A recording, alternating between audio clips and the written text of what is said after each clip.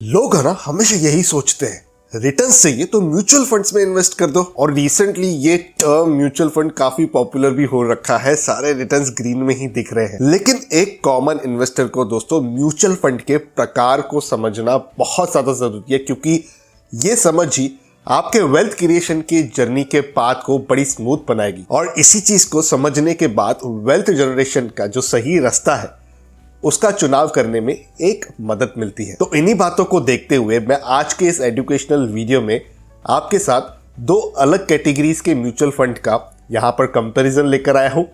एक कैटेगरी है multi cap mutual funds की और दूसरी कैटेगरी है फ्लेक्सी कैप म्यूचुअल फंड्स की। इस कंटेंट को बहुत ही सिंपल रखने वाले हैं, यहां पर सिंपल बातों का ही डिस्कशन हम कवर करेंगे ताकि इन दोनों फंड कैटेगरीज के फर्क के बारे में मैं आपको अच्छे से समझा भी पाऊं।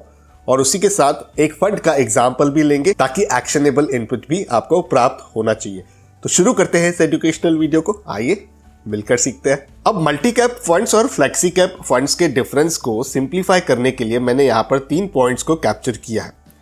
पहला पॉइंट, मल्टी कैप फंड्स की अगर हम बात करें तो वहां पर ऐसे प्रकार के जो फंड हैं उन्हें लार्ज कैप, मिड कैप और स्मॉल कैप स्टॉक्स में एटलीस्ट 25% का अलोकेशन रखना होता है।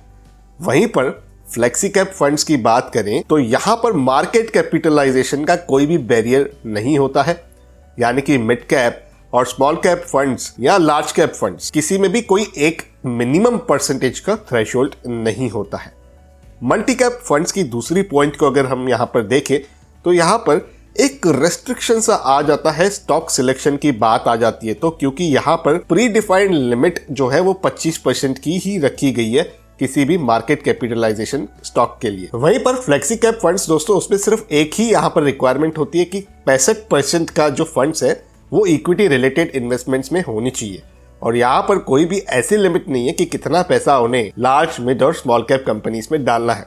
और अगर रिटर्न्स की बात करें दोस्तों तो मेरे तजुर्बे के हिसाब से मल्टी कैप फंड्स में जो है वो रिटर्न्स थोड़े से कम बनते हैं अगर हम इसको कंपेयर कर रहे हैं डायरेक्टली फ्लेक्सी कैप से, क्योंकि यहाँ पर वोलेटिलिटी का जब टाइम आता है तो ऐसे समय पर अलग अलग मार्केट कैपिटलाइजेशन में अलग तरीके की अपॉर्चुनिटीज अवेलेबल होती है। तो वैसे केस में मल्टी कैप फंड्स के पास थोड़ी सी लिमिटेशन हो जाती है। वहीं पर फ्लेक्सी कैप फंड में फंड मैनेजर को ये अथॉरिटी रहती है कि वो अलग अलग बिजनेसेस के जो पोटेंशियल डेवलपमेंट हो रही है उसको आइडेंटिफाई करे और फंड्स उनके तरफ अलोकेट करे। और इस वजह से अलग अलग मार्केट सेक्टर्स और बिजनेसेस में इन्वेस्टमेंट की अपॉर्चुनिटीज मिस नहीं होती है। अब मैंने आपके साथ कंपैरिजन को सामने रख दिया है, आपको अपने रिस्क प्रोफाइल का असेसमेंट करना है, उसके हिसाब से ही कौन सी कैटेगरी में कितना अलोकेशन रखना है वो आपको तय करना है।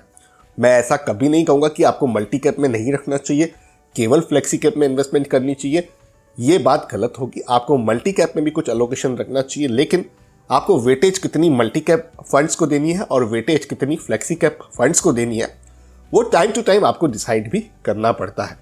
अब यहाँ पर फ्लेक्सी कैप फंड को अच्छे से समझाने के लिए, आपको एक्शनेबल इनपुट देने के लिए मैं यहाँ पर उदाहरण के लिए एक फंड लेता हूँ, आदित्य बिरला सन लाइफ फ्लेक्सी कैप फंड, जिसने पिछले 23 वर्षों में 115 गुना के रिटर्न्स बनाकर दिए हैं।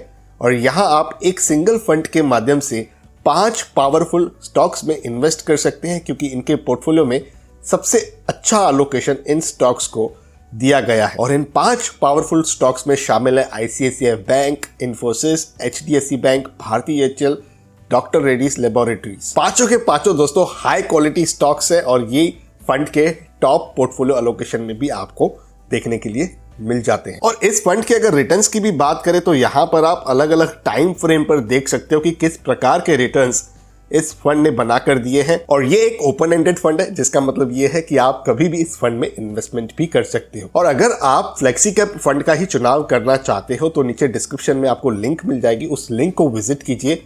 उस लिंक पर जब आप जाओगे तो आपको आदित्य बिरला सन लाइफ म्यूचुअल फंड के बारे में ज्यादा जानकारी प्राप्त होगी। वहां पर सोचकर समझकर सारे फैक्टर्स को एनालाइज कीजिए ताकि आपको डिसीजन मेकिंग वाले प्रोसेस में कहीं ना कहीं हेल्प भी मिल सके। और अगर आप एक बिगिनर है तो मैं यही चाहूंगा कि आप SIP के माध्यम से अपनी जर्नी को शुरुआत कीजिएगा। जी हाँ, SIP के माध्यम से आप अपने और अपनों के सारे सपने पूरे कर सकते हैं। और इस पर भी बहुत ही खूबसूरत फिल्म बनाई है आदित्य बिरला ने, जिसका नाम है विन विद SIP फिल्म्स। ये बताती है कि हर घर SIP होगा तो आपके सारे सपने कैसे पूरे हो सकते हैं। फिल्म्स की लिंक जो है वो मैं नीचे डिस्क्रिप्शन में दे दूंगा। आप काफी इंजॉय करोगे उन फिल्म्स को। एजुकेशनल एस्पेक्ट से भी आपको काफी इंफॉर्मेशन मिलेगी, तो उन्हें भी आप जरूर देख लीजिएगा। तो मैं आशा करता हूं कि इस एजुकेशनल वीडियो के माध्यम से मल्टी कैप म्यूचुअल फंड की जो कैटेगरी है और फ्लेक्सी कैप म्यूचुअल फंड की जो कैटेगरी है, इन दोनों के बीच के डिफरेंस के बारे में आपको जानकारी प्राप्त हो गई होगी। अगर आप सहमति रखते हो तो वीडियो को लाइक करें, और अगर आप चाहते हो मैं किसी और फंड कैटेगरीज के बीच में भी कंपैरिजन करूं तो आप नीचे कमेंट्स में लिखना बिल्कुल नहीं भूलिएगा।